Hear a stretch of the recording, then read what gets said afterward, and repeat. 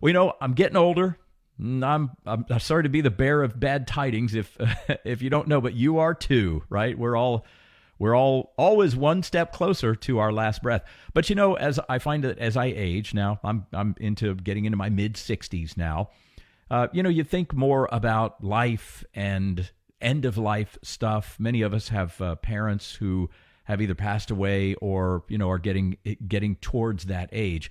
And it's a terrible thing to think about leaving the world in kind of a state where people don't know what your final wishes were. Well, there are answers to that. And we're so very blessed to welcome to the program this morning Jim Towey, who is the founder and CEO of Aging with Dignity, here to talk about a couple of things that they have that can help people, families, 5 wishes and finishing life faithfully. Jim, good morning. Welcome to Seize the Day. How have you been? I'm doing great, Gus, and thanks for having me on. Ah, 'tis a privilege, my friend, a real privilege. Hey, before we get to talking about the matters at hand, I was hoping maybe you could just take a couple of moments and share a little bit about your journey with our listeners. You've led a pretty fascinating life. You've done some pretty interesting things and had very interesting people, be given by God into your path. So tell us a little bit about that, if you would, Jim, and about your faith journey as well.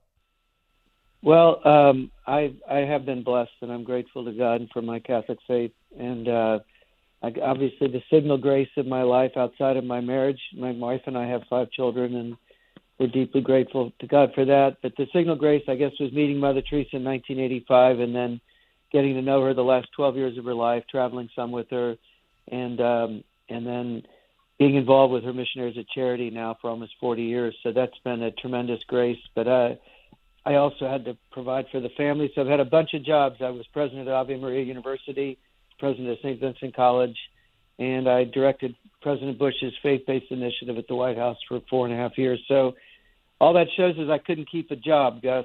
I bounced around a lot, but I'm happy to be on your show.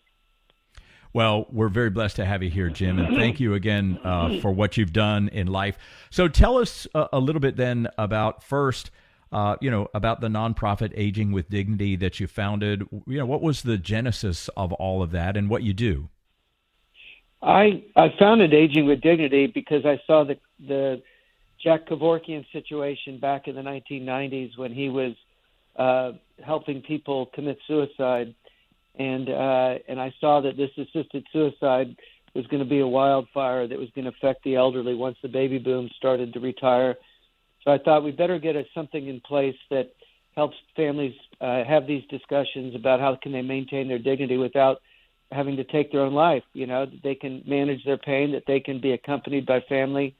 So I started Aging with Dignity, and with the blessing of Mother Teresa, she encouraged me to do it because she too saw the danger that it's always easier to kill someone than to care for them. And so instead of getting into this situation where people had to choose between pain and poison, we said, what's the third path? What's the third way that could get, and of course this is palliative care, good hospice care, but most of all, just family discussions that helps people address all of the issues of their lives, their personal, spiritual, emotional ones as they approach their final days. And so I wrote 5 wishes with the guidance of some doctors and nurses and others. I wrote this document in 1996. It's now been used by over 40 million people. Yeah. And it's in 33 languages. So because it's in regular English, it's easy to understand, but it educates people on their rights. So it's a legal document too. So yeah, that's why it took off, Gus, and Aging with Dignity has been out advocating for its use and to help families. And at the same time, we're out there very strongly opposing assisted suicide. It's dangerous and it's wrong. Yeah, amen to that. Jim Towey is with us this morning. So talk to us about 5 wishes, because I dare say, Jim, so many people, they don't want to deal with these issues because I guess, facing our own mortality is just kind of really hard to do, and we just don't want to think about it. So don't you find that most people just kind of put these things off? Oh yeah. No, you and I are baby boomers, Gus, and we've grown up with Mick Jagger gyrating his whole life, and he'll be gyrating till he's 90, and yeah, probably get a hip replacement and keep going. So we're all in denial about that. But our Christian faith tells us that this is not our lasting home, and we have the opportunity to spend these last years of our lives in a very evangelical way, because aging is a blessing. It's not a curse, and it's not for about ourselves. It's meant for others. For our experiences can really inform children and grandchildren about what matters in life and why our faith gives us the assurance of God's tender love and mercy. So just as Mother Teresa in Caligad in her home for the dying accompanied the individuals that were entrusted to her care and loved them and knew them by name and managed their pain and kept them clean and comfortable, we want families to know that as they approach times of serious illness, that they have rights that they can exercise. And so 5 Wishes includes in Wish 1 a healthcare proxy where you appoint someone to speak for you when you can't speak for yourself. And then Wish 2, which is a living will. They're written instructions to guide your caregiving and your medical care when you're unable to communicate for yourself. And then we have the Wishes 3, 4, and 5 talk about comfort and dignity, how I want to be remembered, what I want my loved ones to know, talks about forgiveness and healing. So it addresses the personal, spiritual, and emotional aspects of the end of life and allows individuals to claim it. Dying isn't just a medical moment. It's a deeply personal and spiritual one, like birth. And so we're helping families address a difficult subject, and then once they do it, they're very happy they did. And that's why we get a lot of mail from people thanking us, because they dreaded the discussion, but then they saw it wasn't so hard to have, and they were very happy they did it. It gave them peace of mind. Yeah, let's talk a little bit about this too, Jim, about the legality, the legal aspect of documents like this. So tell us about that. I mean, I think a lot of folks think that they, have to hire a highfalutin lawyer or something like that. So tell us kind of about that aspect of it all. Yeah, I mean, I think people sometimes equate a living will with their actual last will and testament that's disposing of their property and things. This is guiding their healthcare decision making, and you have a right under the federal law, under the Patient Self-Determination Act, to actually make healthcare decisions on whether you want, for example, a ventilator or feeding tube, and so to exercise those rights, so you're not just simply strapped to some conveyor belt in a hospital receiving medical care. It allows you to have, the right to make decisions, but when you're facing for example, terminal illness, so in Wish number 2, we address scenarios such as terminal illness and help people, say, I want life support. I want it if my doctor thinks it will help, but I want to discontinue it if it isn't helping, or I don't want it. Well, how do you make these decisions? That's why I wrote Finishing Life Faithfully, was so that those decisions could be illumined by our Catholic faith. So when Mary and I were filling out our 5 wishes and we got to the part on life support, we wrote down, we want the teachings of the Catholic Church followed. Well, what are they? Our kids weren't going to go hunt through the archives of the Congregation of the Doctrine of Faith to find out what the Church teaches. So we went, and I spent 6 months just taking all of the different writings of the Church through the Congregation of the Doctrine of Faith, through the bishops and their health directives that they have, as well as the Catechism. And so in Finishing Life Faithfully, I assembled all these teachings in one place with 60 footnotes so that you can see where it comes from. And I'm happy that the U.S. Conference of Catholic Bishops looked at it and has given a thumbs up for Catholics to use it. And I'm thankful that Cardinal Dolan and Cardinal O'Malley and others also, among other bishops, are urging its use, because when Catholics are illumined by faith, they make these decisions with an eye on heaven. And there comes a certain peace that you experience when you're in the embrace of the Church, when you're making decisions so that you're finishing life faithfully and making decisions that are illumined by the teachings of the Church. And so, yeah, the two go hand in hand, 5 wishes, and it protects your rights legally when you're in a hospital and they're trying to figure out what kind of care to give you. Having filled out an advance directive gives the kind of legal protection you need to have your wishes followed. So talk to us then, Jim, and Jim Towey, by the way, is with us this morning. He's the founder and CEO of Aging with Dignity, and we're talking about that 5 wishes and finishing life faithfully.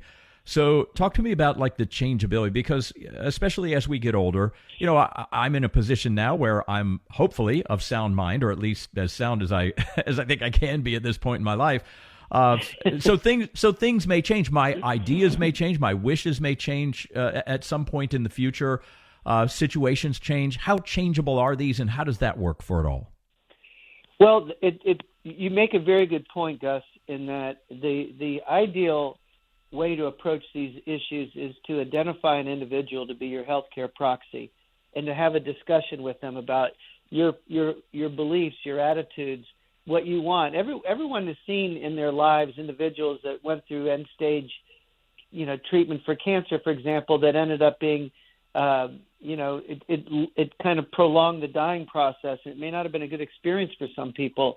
And so to have a good dialogue with your healthcare proxy so that they understand what you want, that's primary of importance, I think, is to identify someone. It could be a family member, could be a spouse, could be just a trusted friend who's going to be there for you when you need them, when you can't speak for yourself. But then it's to keep your wishes updated. Mary and I just updated our 5 wishes. We redid it a couple of years ago. Not major changes, but just little tweaks that talked about, for example, pain management, where I wrote down, I don't want to be knocked out. I want to be conscious, but I also don't want to be twisting in pain. I wrote a book on Mother Teresa called To Love and Be Loved, a personal portrait of Mother Teresa, which Simon & Schuster put out 2 years ago.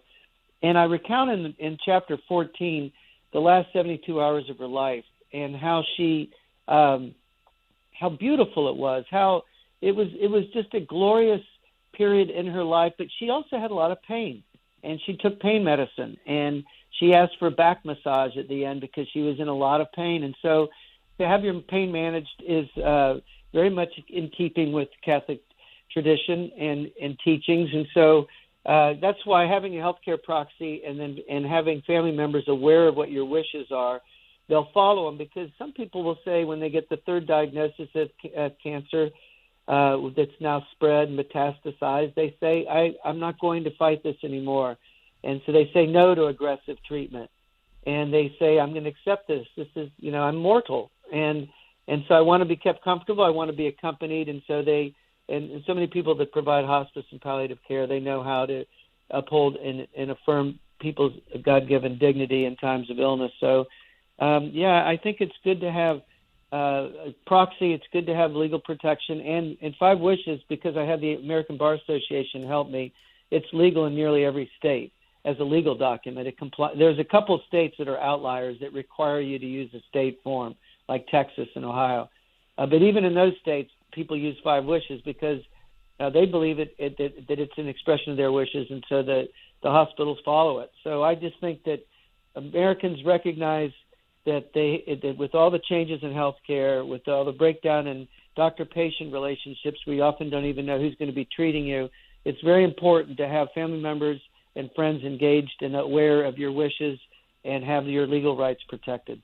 Yeah, amen to that. Jim Towey is with us this morning. And if you're interested, by the way, first thing, you can always go to GusLloyd.com after the show today and look up the Seize the Day page. We'll give you some links there. But you can go to 5 Wishes, spell out the word 5, by the way, F-I-V-E, 5wishes.org, and find out more about what we're talking about here with Jim Towey and finishing life faithfully as well. So one of the other things I think that a lot of people struggle with, Jim, and I'd love for you to address this, is this idea of, in finishing life faithfully, you talk about, being with the mind of the church and how these end-of-life issues, we need to make sure that we are living out the end of our lives faithfully, thus the title, Finishing Life Faithfully.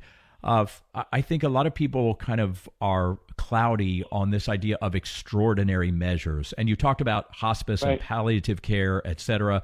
So speak to us about that, kind of some like general rules, if you will, about this idea of taking or not extraordinary measures to keep someone alive. Well, the church very clearly says that ordinary care is presumed. And so that if you have, in the judgment of the patient, that this treatment that's proposed offers a reasonable hope of benefit and doesn't entail an excessive burden or impose an excessive expense on the family, then that's presumed as care that you would choose, and it's morally obligatory. And that includes food and water, but not in all situations. So the administration of artificial food and water has its own separate considerations. The church has written about it. It becomes morally optional when that when it can't be reasonably expected to prolong life, or when they'd be excessively burdensome to the patient or would cause discomfort. So, the church gives guidance. It's reasonable. It's a mother, and extraordinary care is not obligatory. And that, the examples of that might be, chemotherapy or radiation or dialysis and different treatments. But if it provides, it's considered ordinary if it's going to provide a reasonable hope of benefit and it doesn't entail excessive burden or expense to the family. And so these are balancing questions, and the church trusts individuals to make these. So the church puts out some guidelines, for example, that, assisted suicide is always wrong. It's intrinsically evil. And so that's very clear. There's no discussing that. That's not up to patient discretion.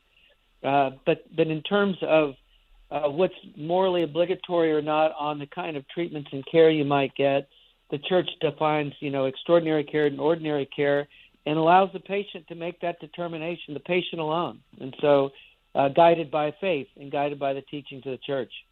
So I don't know if that's clear. This is a quick tutorial on an area that people often avoid discussions, but you can say no to excessively burdensome treatment or treatment that's too aggressive. You are obliged to receive everything that medicine could give. Sometimes medicine doesn't know when to stop.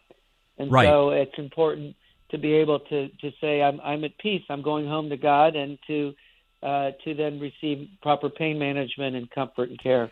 The other thing, Jim, too, that I'd like you to talk about is, it's one thing when we're making these things clear and known ourselves, but so oftentimes family members will have such a difficult time with this because these are, let's be honest, these are very difficult decisions and often at a most stressful time, and thus the importance why it is incumbent upon us to let our caregivers and the people that we have tasked with making determinations at the end of our lives, how to best make those determinations. So what are some of the pitfalls that especially family members fall into? We see a bunch of problems where someone has a sudden stroke and is no longer able to communicate. The family members all come to the bedside. If that family is not in a good place prior to the stroke, and brother and sister are not in accord, then that fight continues at the bedside. And so you get family feuds sometimes on what kind of care mom or dad should get in this situation. And that's why you want to have this written out in advance and want to plan and so that the kids would follow your wishes even if they didn't agree with them. Sometimes, for example, my mom had a massive stroke and my brother was there, and my mom did not want to be kept alive on a ventilator unless it was for a temporary period to help, and the doctor felt that it could, benefit her. But to just prolong her dying process, she didn't want it. And thankfully, my brother was there and was able to guide the care decisions so that they did not put a ventilator in, and she had proper palliative care and hospice, and she was accompanied to her last breath. And so, I think some people just, I can't let mom go, I can't let dad go, and so they try to prolong it, and often it's torturous for that individual. So that's why it's important to let the kids know in advance, here's what I want or don't want. It's usually the kids that don't want the discussion. The parents know that they're not going to live forever. They want to have the discussion, but the kids often resist it. They're like, oh, come on, Mom, you're fine. You look great, or you're feeling great. Well, no, you've got to let the parents communicate to the kids their wishes and how important it is that they have them respected and followed.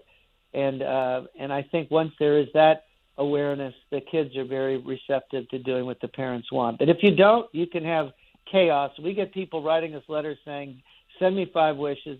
We didn't have one in place. This was a nightmare how my father died. He had do not resuscitate order wasn't in place as he had his ribs cracked as they tried to revive him. He didn't survive. So his last hour on earth was spent in that kind of trauma. So this is avoidable. Thus, this is why with good communication up front, you fill out your 5 wishes, informed by your faith, and then communicate it with family members and your care professionals, then you're good to go. You've got a plan. You've got a game plan in place.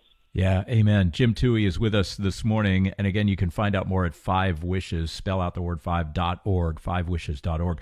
One other thing too, Jim, that really strikes me about these difficult decisions is that, and you sort of alluded to this a little bit earlier, but I'd like you to expand on it if you don't mind, the financial aspect of it. I mean, literally, people can spend tens, hundreds of thousands of dollars keeping someone alive, when that may not necessarily be what they wanted. On the other hand, there may be those who kind of say, well, look, I don't want to be a financial burden on my family. How do we balance those ideas? Well, the church defers to the judgment of the patient about what's excessively burdensome to an individual, and no two people are alike, and so they will all approach that question a little differently. And on the issue, as I was talking earlier about what is ordinary and extraordinary care, the church is, again, very clear that if it entails an excessive burden or excessive expense on the family or community, that's a legitimate consideration for an individual as they measure whether they want to go through another round of chemo, whether they want, what kind of levels of care they're going to, how aggressively they're going to treat an illness. So, I think it's the expense of it's a legitimate consideration, but, we are pro-life people. And so we are there to affirm and safeguard human dignity, but we also recognize we're not going to live forever. And so it's finding that balance that says, we are here to affirm life. We're going to seek care so we can get better. That's the way we affirm life. But there comes a point in time when we're simply prolonging the dying process. And when we're doing that, how is that helping anyone? And it can lead to a lot of sorrow. The hour of death is a holy moment. That's why we pray the Hail Mary. Pray for sinners now in the hour of death. It's a very holy moment. Mary was at the foot of the cross of Jesus. Mother Teresa was surrounded by her sisters as she died. These are moments that we can anticipate, recognizing that we're going home to the Father, and to be able to accept this grace of mercy that comes even through our suffering, that we can offer this suffering up too. So it's a discussion that a lot of parishes don't have. A lot of priests aren't even schooled now. That after seminary, they don't get any updates or teachings. There's a lot of confusion about the sacrament of the anointing of the sick, and so we have a section in the booklet on that to explain when it's appropriate. And so our not-for-profit's proud to have this out there as a resource, and we're thrilled that we only launched it earlier this month, Gus, and it's already widely popular. And so we're thankful for that. CNA just did a story on it, and I think more and more Catholics are looking to be helped on this discussion, but they're not afraid of it, and that's good. Yeah, and that's, Jim, why I wanted to invite you on the program, because I agree with you. It's so important, and these are things that, the two greatest fears are death and public speaking. Well, you may never have to speak publicly, but you're going to die, and you're going to, so you're going to have to deal with this for yourself and for other loved ones as well. And that's why I think it's so important that we at least begin having these discussions, finishing life faithfully. Jim Towey with us this morning, the founder and CEO of Aging with Dignity. So if people are interested in doing this now, I know that you do this on an individual level, but you also do it for parishes and groups, et cetera. So explain that process, if you would.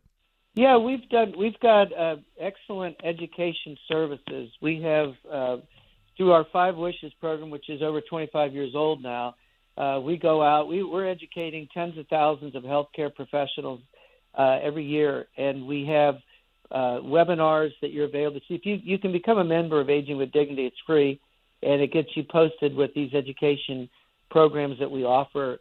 And we also have a new video that walks you through Five Wishes that can be streamed right into your computers. So we make it easy. But yeah, we have done parish-based programs, and we see a lot of receptivity. People show up because they often feel there's not a lot of resources available to them. And as you mentioned, some of these living wills are written in such legalese that they're impossible to understand, and they're not very practical in a care setting. And so that's why Five Wishes is in regular English, and it was written. That's why it's in 33 languages too.